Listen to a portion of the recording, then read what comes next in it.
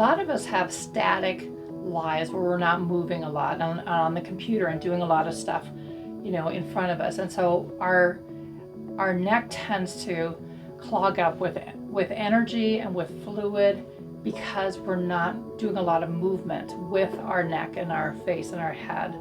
And there's a lot of tension in the shoulders. So a lot of times the fluid from the head tends to come down and work its way down to this, what is called the occipital ridge. And so what we find is along that occipital ridge is a collection of fluid.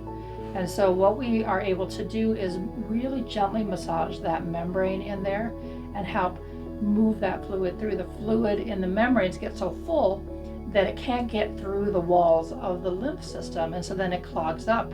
And so what we're doing is gently pushing that fluid and coaxing it into the lymph system to drain.